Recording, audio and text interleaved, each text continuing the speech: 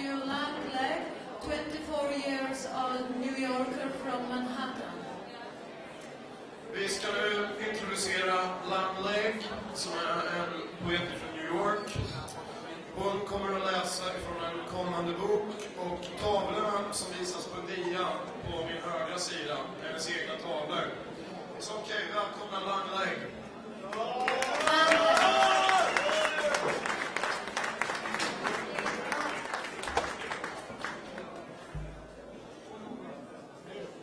In gut and wound.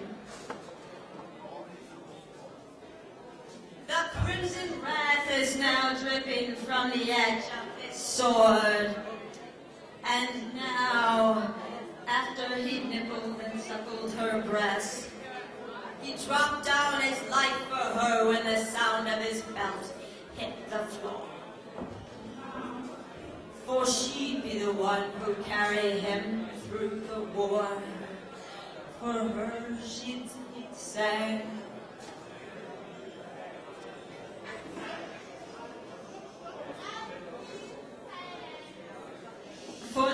For him she cried, so that through dungeons he'd fought and through windstorms he'd ride, for the love of his bride. But for him she'd stole, and one day would hang, but for her he had sang.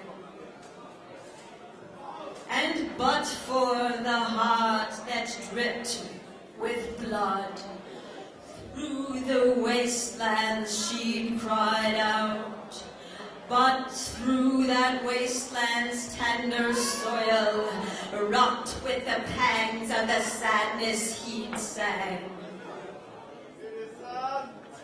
And on that tender ground lay down the foundation of a promised future land. Though now all was sorrow and now all was dark, and even though they on blood had laid, still a much more violent love had they made.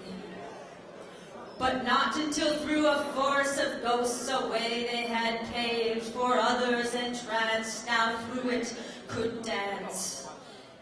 And up a mountain of bones they rode, upon the dying mare, and washed through with rivers of flies, to wade through torrents of blood, until they reached the peak of this mountain of death.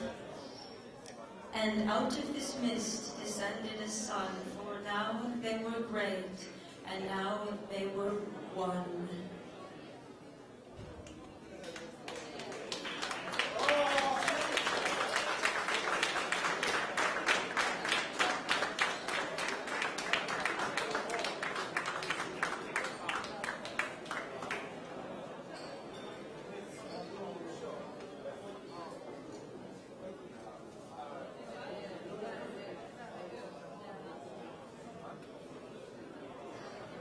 Throne of bone, I hate you, how I long to hold you dead against my chest. His body then fell to the floor, all eaten with worms, it quivers no more, and your brain turns to one side, a crown of kingly flesh, and browned like a hamburger. And all your memories rise up in one final steam. Your heart, a rose with a stem of vein and needle stains. Your heart, still in love, encrusted in blood. Your back, once shadowed with welts of pain, now lays nestled in bone, and here lies the skeleton that once was your throne. I pick up his bones one by one from the floor. I carefully unwrap his skin from my dress, and wash his blood from my skin, and throw the whole mess into the fire that kindles like the warmth we once had, and crackles like your laughter so mad, and finally burns down to the marrow, and then to ashes drifts away, black snowflakes from an ominous cloud of remains. You died in vain.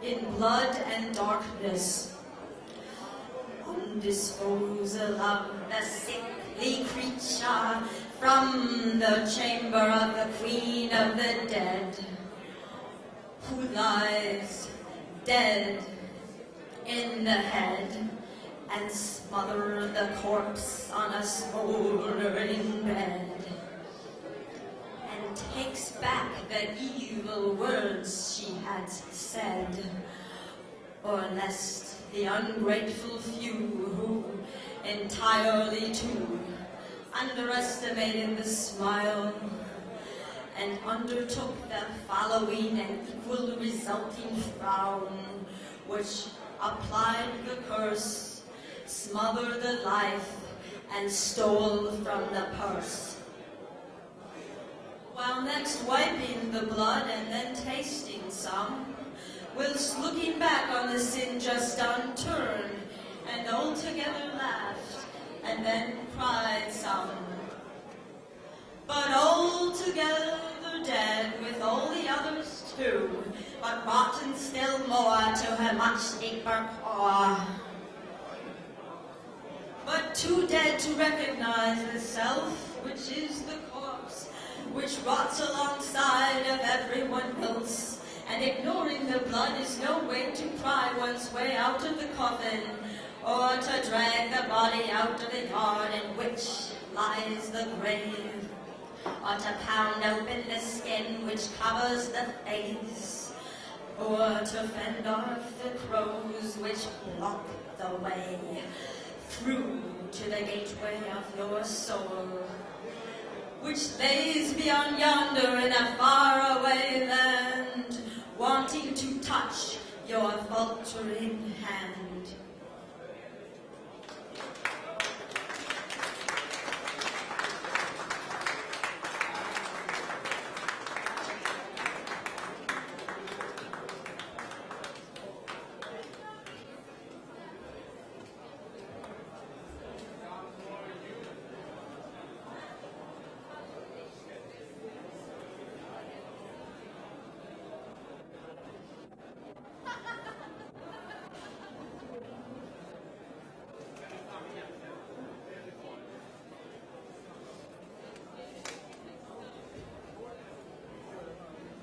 Black heart, his thoughts are drenched in madness.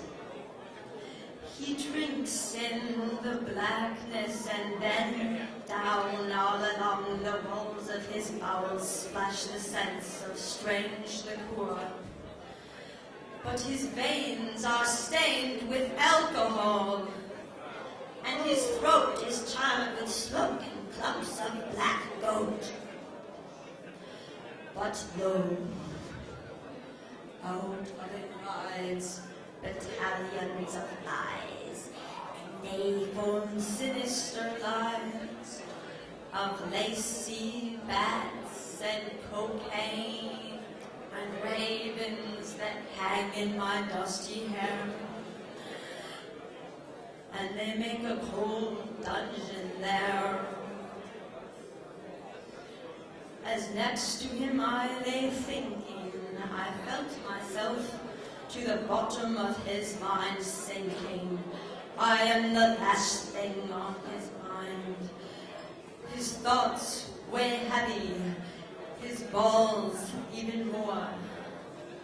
They drag my life along the floor. I clutch onto his bones. His teeth are loose and wobble from his head. I suffer to kiss him, his haggard old body of night, who rode my bones wayward, through forest, through graveyard, through and through I tried to engrave my name in the skin of his heart, where he would constantly beat me. But he pushed me back against the door of his spine, and then he locked me in his cage of ribs forever, forever wandering lost through the vampire, the necromancer. I said, let me die in one piece, please, in my own soil. But he said, no, no, I would rather bury you in my arms. After stabbing at you with my cock and beating you with my heart, to drown softly in a flood of my tears. The end.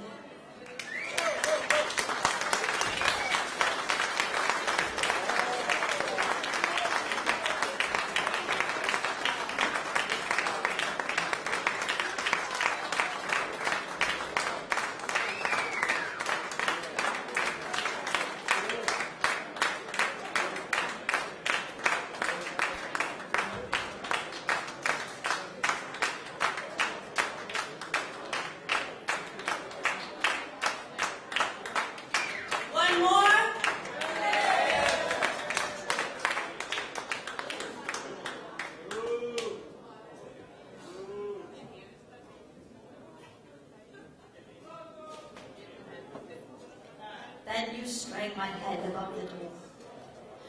I tremble inside, wanting to go out there, but I'm afraid you will be there waiting for me, to tie and hoist me back to your private feasts, then kill me and serve my carcass upon a silver platter to your handsome group of beasts.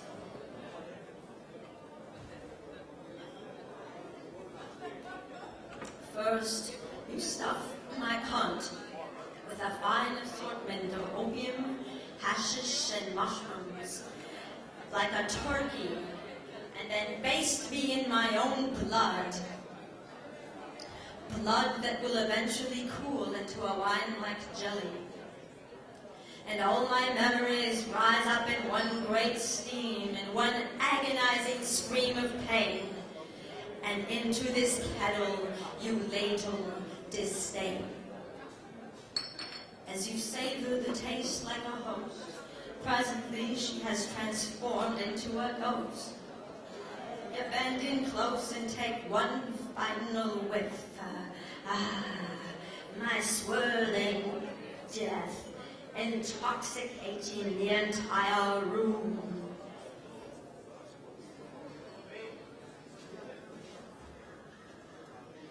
Then you form a holy procession to stab at my heart. A holy procession wrought with holes, like the one between my legs, now steaming like the resins of an empty pipe, like the one from the knife in my heart, like the one in my mouth that once gurgled deception. Then, after you've cooked me and I'm fully browned, you slice me open and open your mouths to me. You condemn me in one final pact, damning my name and spatting upon my memories, and banishing my ghost through antiquity.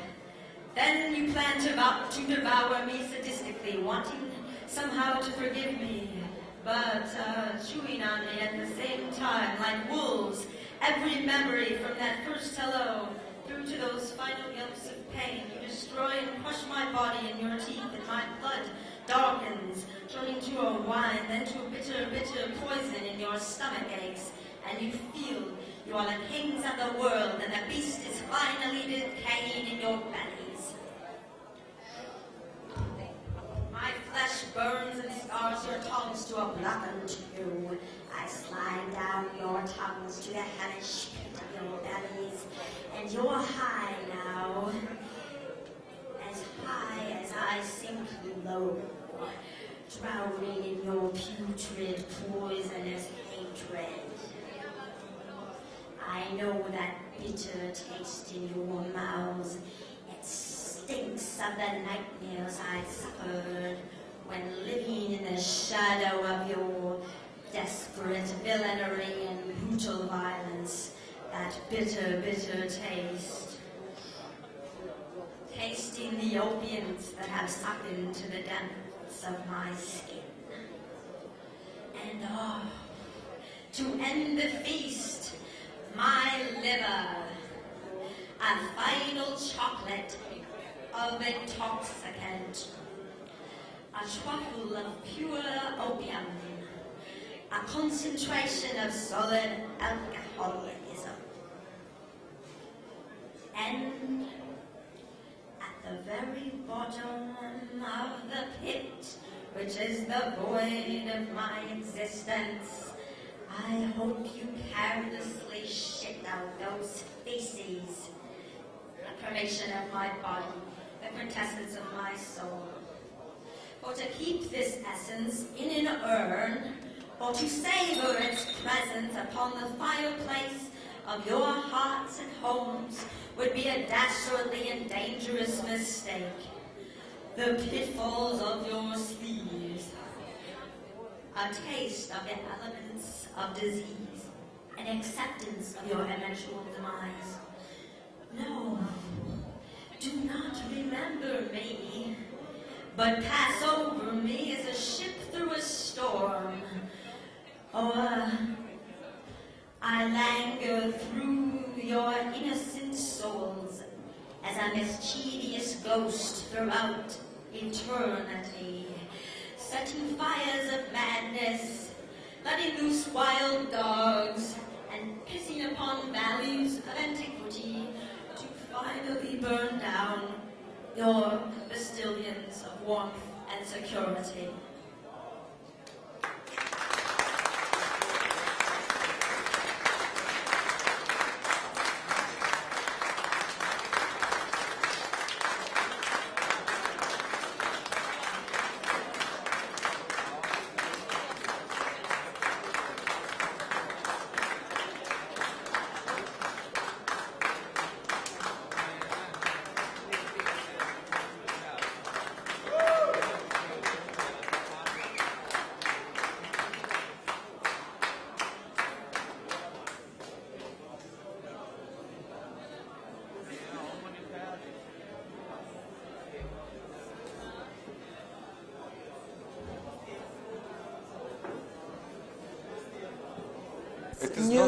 It is not written in Arabic language.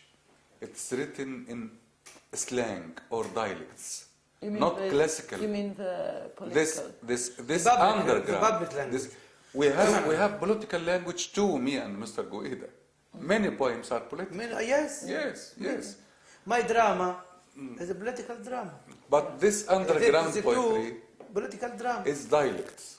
Is it translated to English? Yes, it will publish after 2 months. Oh, yeah. I'm very English curious. translation. I will send it to you. It is a political drama. And many poems of Mr. Shusha is political. But how Yeah, it's hard to be avoid to be political that's in the the world now. In the 20th century. Too.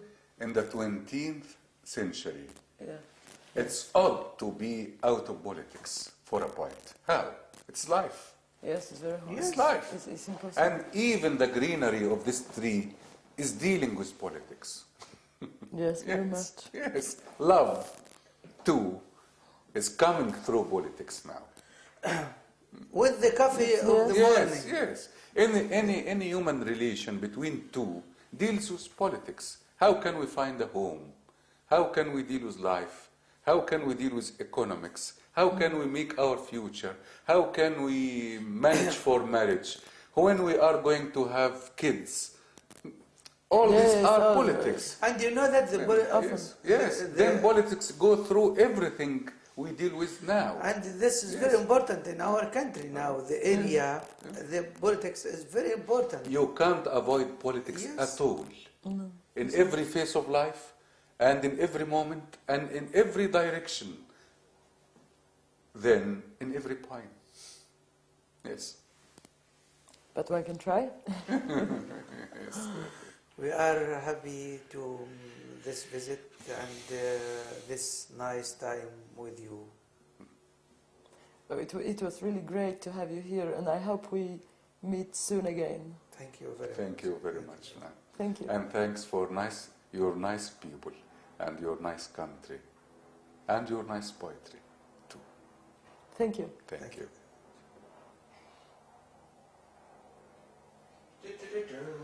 Okay, okay. Take